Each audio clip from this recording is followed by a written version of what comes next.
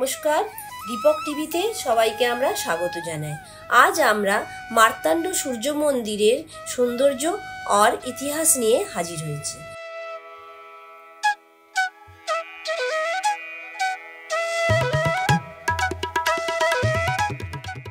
মার্তাণ্ড সূর্য মন্দির জম্মু ও কাশ্মীরের অত্যাশ্চর্য দৃশ্যের মধ্যে অবস্থিত একটি প্রাচীন হিন্দু মন্দির। মার্তাণ্ড সূর্য মন্দির হল অনন্তনাগের কাছে একটি মধ্যযুগীয় হিন্দু তীর্থস্থান। অষ্টম শতাব্দীতে নির্মিত এই স্থাপত্য বিস্ময়টি হিন্দু ধর্মের সর্বশ্রেষ্ঠ সৌর দেবতা সূর্যকে উৎসর্গ করা হয়েছে। সূর্যকে সংস্কৃত ভাষায় মার্তাণ্ডও বলা হয়, তাই এর নাম মার্তণ্ড। গান্ধারন, গুপ্ত, গ্রিক, রোমান, সিরিয়ান, বাইজান্টাইন এবং চাইনিজ স্থাপত্যশৈলীদের চমৎকার মিশ্রণে আপনি বিস্মিত হবেন, যা এই আকর্ষণীয় কাঠামোর সাথে একত্রিত বলে মনে হচ্ছে। যদিও এটি বর্তমানে এর জীর্ণতার কারণে পরিত্যক্ত, তবুও এটি দর্শকদেরকে এর কালজয়ী সৌন্দর্যের সাক্ষী জাগিয়ে তোলে।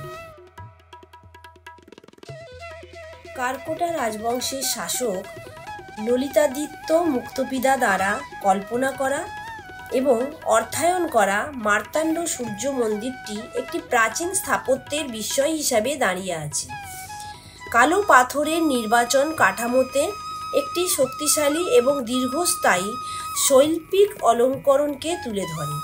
মন্দিরের প্রধান আকর্ষণ হল এর বিশাল উঠোনের সাথে একটি কেন্দ্রীয় মন্দিরের সাথে একটি জটিল স্তম্ভ এবং 84টি ছোট মন্দির দ্বারা বেষ্টিত, যা 220 ফুট দৈর্ঘ্য এবং 142 ফুট প্রস্থকে অন্তর্ভুক্ত করে এবং ইতিমধ্যে নির্মিত একটি ছোট মন্দির অন্তর্ভুক্ত করে।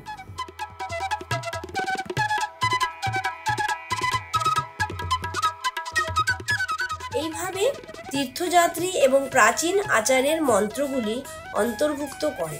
যাই হোক, এখন ধ্বংসস্তূপে মন্দিরের অবশেষগুলি একটি গৌরবময় আকারে দাঁড়িয়ে আছে।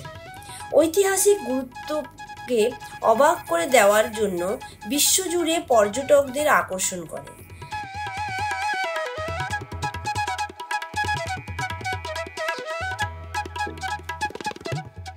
চারটি বাহু দিয়ে ব্রহ্মার মূর্তির মতো প্রাঙ্গণের মধ্যে পাথরের ভাস্কর্যগুলি আরও জটিল ঐতিহাসিক বিবরণ প্রকাশ করতে সহায়তা করে। যদিও কাশ্মীরি পণ্ডিতদের জন্য এটি ধর্মীয় তাৎপর্যপূর্ণ, যারা এই মন্দিরটিকে তাদের 3টি পবিত্রতম তীর্থস্থানগুলির মধ্যে একটি হিসেবে বিবেচনা করে। এই মন্দিরের মালভূমি স্থান থেকে আপনি কাশ্মীর উপত্যকার অবিশ্বাস্য মনোমুগ্ধকর দৃশ্য উপভোগ করতে পারবেন।